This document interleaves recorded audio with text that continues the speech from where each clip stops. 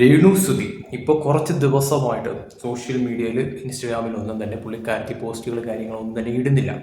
അപ്പോൾ പുള്ളിക്കാരത്തിൻ്റെ കീമോ കഴിഞ്ഞതിന് ശേഷം ഒരു വീഡിയോ വന്നിട്ടുണ്ടായിരുന്നു. ആ മരുന്നിനെ പറ്റിയുള്ള കാര്യങ്ങൾ തുറന്നു പറഞ്ഞുകൊണ്ടുള്ള ഒരു വീഡിയോ വന്നിട്ടുണ്ടായിരുന്നു. അതെല്ലാവരും കണ്ടൊരു കാര്യമാണ്. അതിനെക്കുറിച്ച് പിന്നെ വിമർശനങ്ങൾ പല രീതിയിൽ പല തരത്തിലും ഉണ്ടായിട്ടുണ്ട്. അതിപ്പോഴും കെട്ടടങ്ങിയിട്ടില്ല എന്നുള്ളതാണ് വാസ്തവം എന്ന് പറയുന്നത്. അപ്പോൾ ആ ഒരു കീമോ കഴിഞ്ഞതിന് ശേഷം രണ്ടാമത്തെ കീമോ ആയിരുന്നു അത്. അപ്പോൾ അതിന് ശേഷം പുള്ളിക്കാരത്തി ICUവിലായിരുന്നു എന്നാണ് അറിയുന്നത്. അതായത് പുള്ളിക്കാരത്തിയെക്കുറിച്ച് അറിയുന്ന സജീന പറഞ്ഞിട്ടുള്ള കാര്യമാണ്. സജീന ഇട്ടൊരു പോസ്റ്റ് ഞാൻ വായിക്കാം. രേണു സുധി രണ്ടാമത്തെ കീമോ കഴിഞ്ഞ് ICUവിൽ ആയിരുന്നു. കീമോ കഴിഞ്ഞ് ഉണ്ടാകുന്ന പ്രോബ്ലം തന്നെയാണ് കാരണം. ഇന്ന് രേണുവിനെ ഡിസ്ചാർജ് ചെയ്തു. കുഴപ്പമില്ല. ഈ പോസ്റ്റ് കണ്ട് ഉണ്ടാക്കാൻ ആരും വരണ്ട.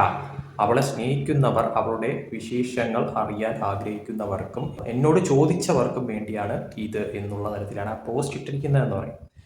അപ്പോൾ കുറച്ച് ദിവസം കൊണ്ട് രേണു സുധീരെ പോസ്റ്റുകളും കാര്യങ്ങളും ഒന്നും തന്നെ ഇല്ലായിരുന്നു. അപ്പോൾ എന്തായാലും രേണു ICUവിലായിരുന്നു എന്നാണ് പറയുന്നത്.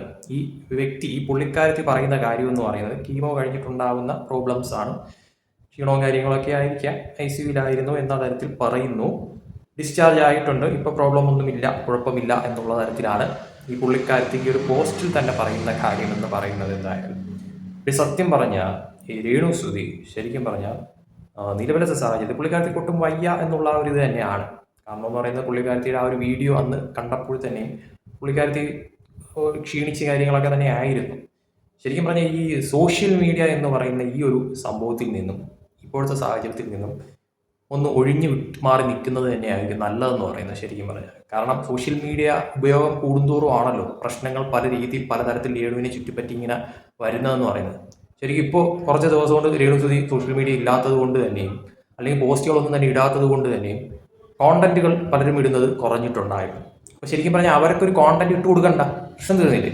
അപ്പോൾ ആ ഒരു തരത്തിൽ രേണുവിനെ കുറിച്ച് അറിയാൻ ആഗ്രഹമുള്ളവർ, അതായത് രേണുവിന് ഇഷ്ടമുള്ളവരും ഉണ്ടാകും. അതോടൊപ്പം തന്നെ രേണുവിന് ഇഷ്ടമില്ലാത്തവരും ഇപ്പോഴും ഒരുപാട് പേരുണ്ട് എന്നുള്ളതാണ് പല പോസ്റ്റിന് താഴെ വരുന്ന കമന്റുകൾ വായിക്കുമ്പോഴത്തേക്കും മനസ്സിലാവുന്ന കാര്യം. അതെന്തോ ആയിക്കോട്ടെ.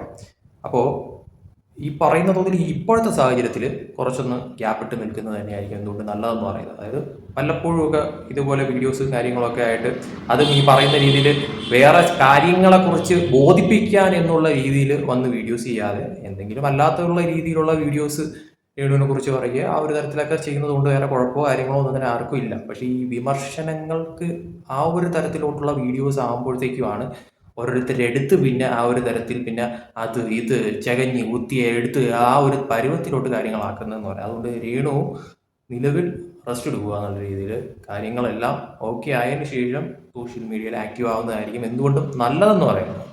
അല്ലാതെ ഈ പറയുന്ന രീതിയിൽ എന്താ പറയുക, ഒരു നമ്മളായിട്ടൊരു വിമർശനത്തിനുള്ള ഒരു കാരണം കൊണ്ടുവന്ന് സോഷ്യൽ മീഡിയയിലൂടെ ഇട്ട് കൊടുക്കുന്നത് അത് നമ്മൾ തന്നെ വിളിച്ചു വരുത്തുന്ന പണിയായിരിക്കും ശരിക്കും പറഞ്ഞാൽ. അതുകൊണ്ട് നിലവിലത്തെ സാഹചര്യത്തിൽ ഇപ്പോൾ രേണുവിനൊട്ടും വയ്യാന്നുള്ളൊരു സിറ്റുവേഷൻ ആണ് എന്നുള്ള തരത്തിലാണ് ഈ പറയുന്ന രീതിയിൽ രണ്ടാമത്തെ കീമോ കഴിഞ്ഞു എന്നുള്ള ആ ഒരു ഇതാണ്. ICUവിലാണ് പുള്ളിക്കാരത്തി എന്നുള്ള ആ ഒരു ഇത്. അപ്പോൾ ICUവിലായിരുന്നു, എന്നിട്ട് ഇപ്പോൾ ഓക്കെ ആയി എന്നുള്ള തരത്തിലാണ് പറയുന്നത്. അപ്പോൾ തീർച്ചയായിട്ടും ഇതിൽ നിന്നെല്ലാം ഒന്ന് ഭേദമായി ബെറ്റർ ആയിട്ട് പുറത്ത് വരട്ടെ രേണു. എന്നിട്ട് ഈ പറയുന്ന രീതിയിൽ രേണുവിന് ഇനിയിപ്പോൾ എന്തെങ്കിലും പറയാനുണ്ടെങ്കിലോ രേണുവിന് ഇനി ആരെങ്കിലും മറുപടി കൊടുക്കാനുണ്ടെങ്കിലോ അതൊക്കെ അപ്പോൾ ആ ഒരു രീതിയിൽ അപ്പോൾ ചിന്തിക്കുക പറയുകയൊക്കെ ചെയ്യാം. ഇപ്പോൾ കംപ്ലീറ്റ് റെസ്റ്റ് എടുത്ത് മനസമാധാനത്തോടെ ഇരിക്കുന്നതായിരിക്കും എന്തുകൊണ്ടും രേണുവിനെ സംബന്ധിച്ചോളം നല്ലതെന്ന് പറയും. ബാക്കിയെല്ലാം രേണുവിൻ്റെ ഇഷ്ടം.